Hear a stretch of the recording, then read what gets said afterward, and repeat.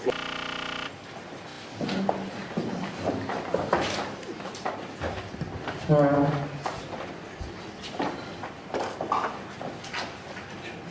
I'm going to start my stopwatch and attempt to end as soon as I can in an effort to just plow through and get to the questions. So I'll explain what this is all about 3 slides in. Also, the black one. There we go. That'll speed things up. So, first of all, I just want to quickly highlight from the ITK definition of the Inuit Nunangat, underlined here in red, a term that includes land, water, and ice. Okay. So basically, my entire presentation could be centered in that fact. This is the area that I'm talking about. I'm sure we are all familiar with it. This is a slide that shows the communities. You notice how they're all on the coast, right?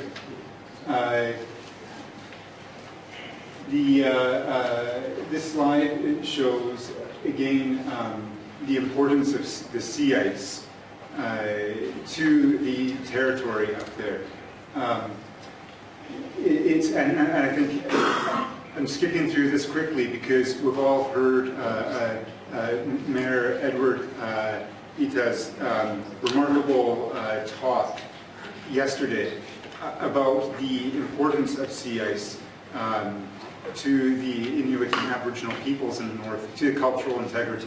It's not just where they travel, but where they live, work, hunt. Igloos, I learned, were traditionally built on the sea ice to take advantage of the fact that the oceans are warmer than the land. So much like the Icelanders use geothermal energy to heat their homes, Inuit would be using the warmth of the oceans to heat their homes too. This really sort of drives home the fact that sea ice is an integral part of the definition of territory for the Inuit in the Canadian North. And this is something that I want to dwell upon because from the perspective of Western modern political theory and international relations, definitions of sovereignty are premised upon understandings of territory that are based in land only. Okay, and so what happens, and this is just a very small and simple question that for the purpose of this presentation I want to dwell upon. What happens if we include sea ice as an integral part of territory? What happens to the way that sovereignty is understood and practiced in international relations? So I want to back up a little bit and say, okay, well, what?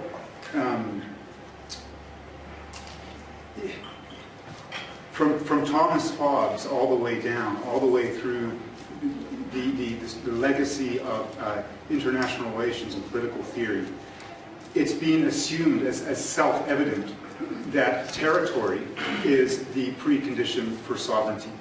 But what's included, what's meant by this use of territory? Here I draw upon the work of Stuart Eldon, who's a political geographer. Breaks it down and says, first and foremost, we can think of it as land. Land as property. Property is something that you can own, you buy, and you sell, that you have control over in that manner. It's more than that, though. It also, you can think of it as terrain. Terrain in a military strategic sense. You may not own it as property, but you know about it and you have a sort of strategic design that involves knowledge of that land. But it's also more than that. This definition of territory that is being central to Western concepts of sovereignty includes property as something that you land as you own, includes terrain as something that you would militarily strategize about. But it also includes the legal jurisdictions and the technical means of mapping it and knowing it. And this way of approaching territory is in itself political, because it then has the effect of defining where and what politics can be. It's primarily a spatial question. So, the second question I want to ask introduces a sort of a temporal consideration, because we know the sea ice is melting. So that instead of having a singular and static way of approaching territory, if we include sea ice, it means that we must include a way to think about the effect of time and about the effect of change.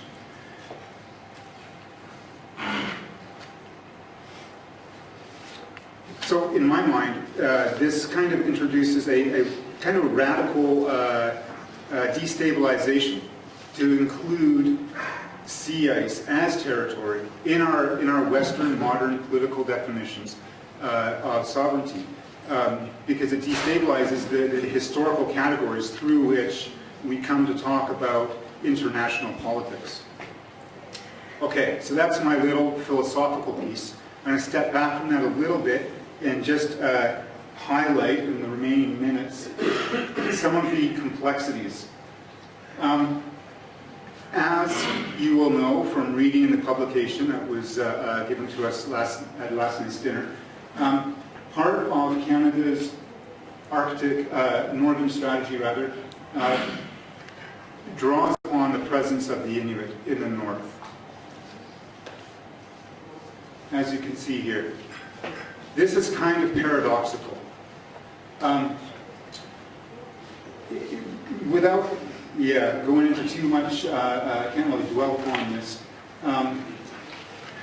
The corporation that is managing the land claim settlement launched a lawsuit in 2006 in the territory of Nunavut, because one of the articles specified that there has to be proportional, so the number of Inuit employed in the public service has to be proportional to the number of Inuit in the population, which is 85%.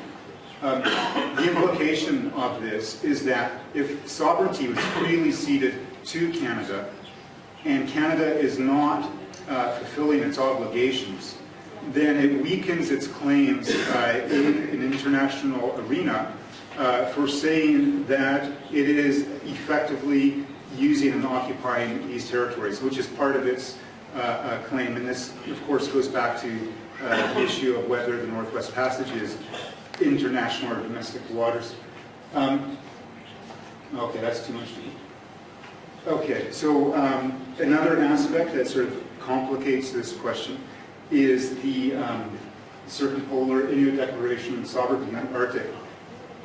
Very quickly, what I want to highlight about this is that you'll notice it doesn't privilege either the sovereignty of an individual nation state or the sovereignty of the system of nation states.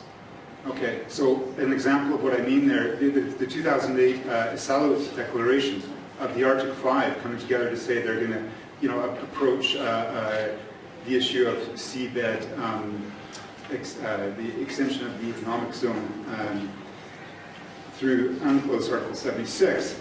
I mean, there you see 5 nation states who are arguing that the sovereignty of the state system is what legitimizes their approach. This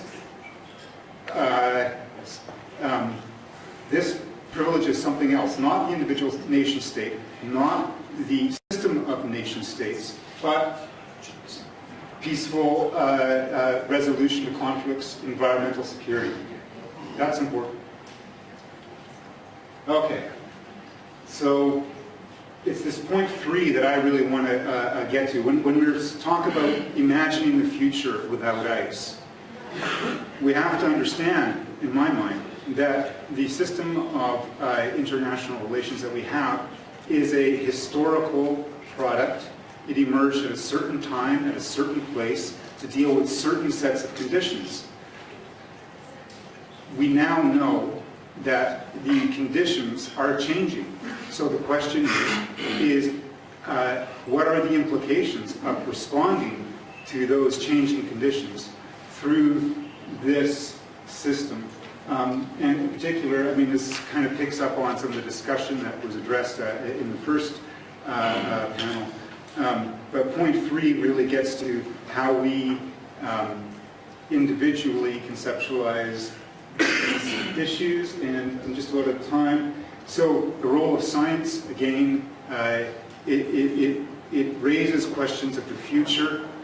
Okay, so the question is, if we have this image of the future through science in terms of, you know, expected or potential rates of change, how do our present political and economic systems, how well are they able to respond to those future scenarios? And to conclude with this, we have to understand that sovereignty is not a fixed, ahistorical fact. It is anthropogenic. Sovereignty, understandings of sovereignty change throughout time, and so we have other available ways of expressing and articulating sovereignty that may be more appropriate to the historical specificity of sea ice reduction. And that's it.